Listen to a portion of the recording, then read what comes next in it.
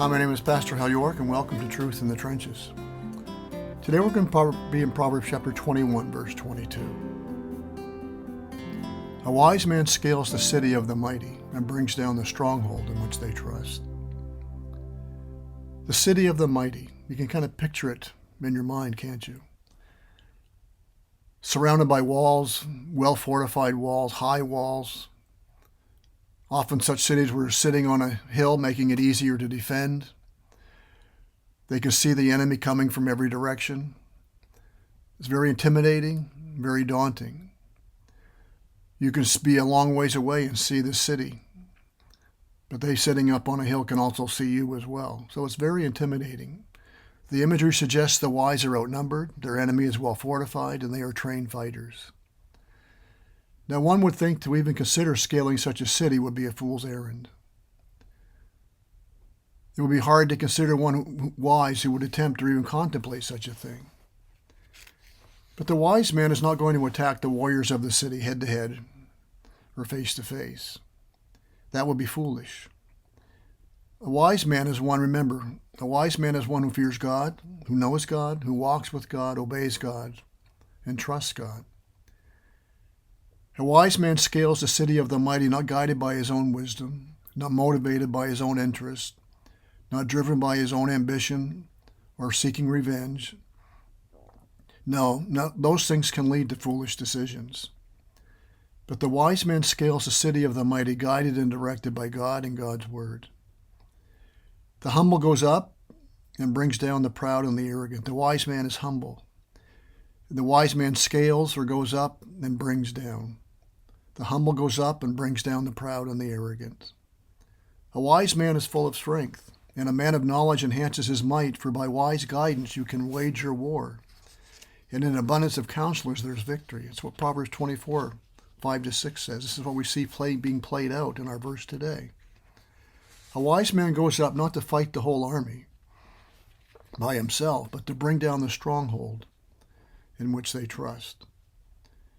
Those that have wisdom, they may be modest, this does not promise a whole lot, and often perform great things, even against those who are so confident in their strength. By their wisdom, their good conduct will go far, even against great forces.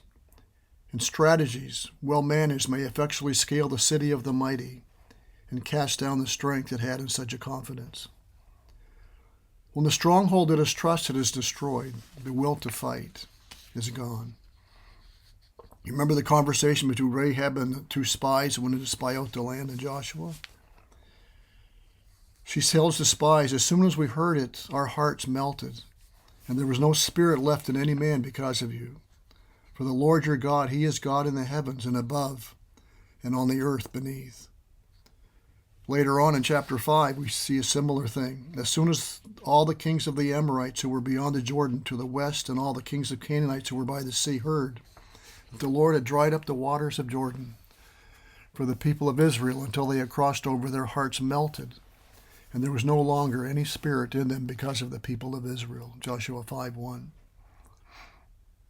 They knew the gods they trusted in could not do what they had heard the God of Israel had done for his people, and their hearts melted.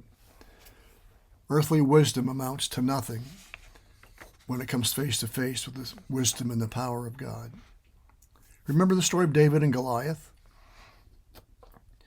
David did not go out to fight the whole army of the Philistines. He went out to fight Goliath. Well, who was Goliath? Yeah, he was a big man. But he was the man the armies of the Philistines placed all their hopes in. They thought nobody could beat Goliath. They didn't have to go out and fight. They just sent him out because they thought, or they hoped, he was invincible.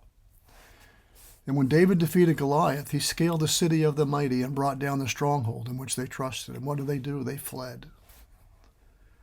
When Gideon defeated the Midianites, he did so by simply doing what God told him to do.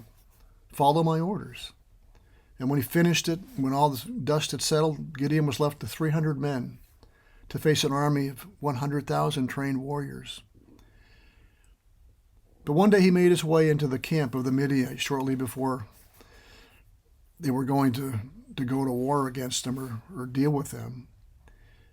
The story's in Judges chapter 7. But Gideon and a couple of men went down into the camp to spy out the camp. And they went into the camp on the outskirts near a tent. And it says in Judges 7:13-16, when Gideon came, behold, a man was telling a dream to his comrade. And he said, behold, I dreamed a dream, and behold, a cake of barley bread tumbled into the camp of Midian. And it came to the tent and struck it so that it fell and turned it upside down, so that the tent lay flat. And his comrade answered, this is no other than the sword of Gideon, the son of Joash, a man of Israel. God has given into his hand Midian and all the camp. And as soon as Gideon heard the telling of the dream and his interpretation, he worshipped. And he returned to the camp of Israel and said, arise, for the Lord has given the host of Midian into your hand. And he divided the 300 men into 3 companies, put trumpets into the hands of all of them, and empty jars with torches inside the jars. It says Judges 7:13-16. Gideon and his men never fired a shot. They surrounded the camp of the Midianites in 3 different groups. They broke some pottery. They lit some lamps. They blew some trumpets. They shouted real loud. And every man stood in his place around the camp, and all the army ran. They cried out and fled. A wise man scales the city of the mighty and brings down the stronghold in which they trust. Wisdom can do this. Jesus said in Matthew 16, I will build my church, and the gates of hell will not prevail against it. Yes, their strongholds are mighty. They are intimidating.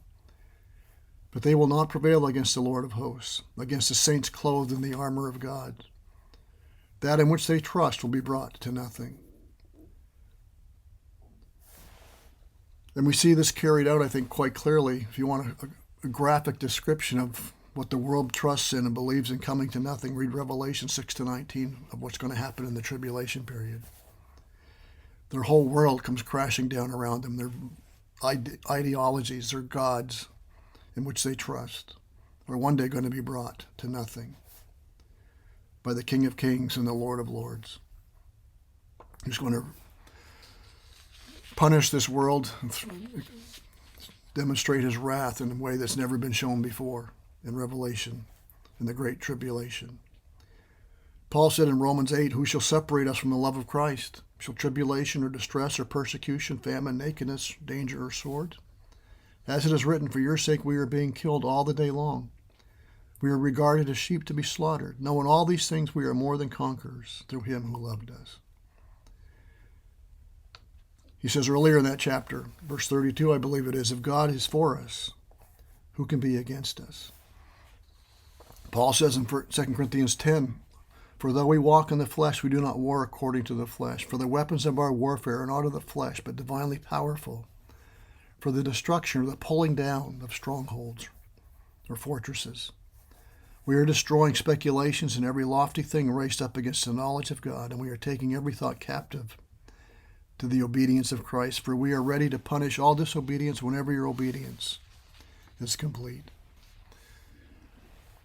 The wise man scales the city of the mighty and brings down the stronghold in which they trust.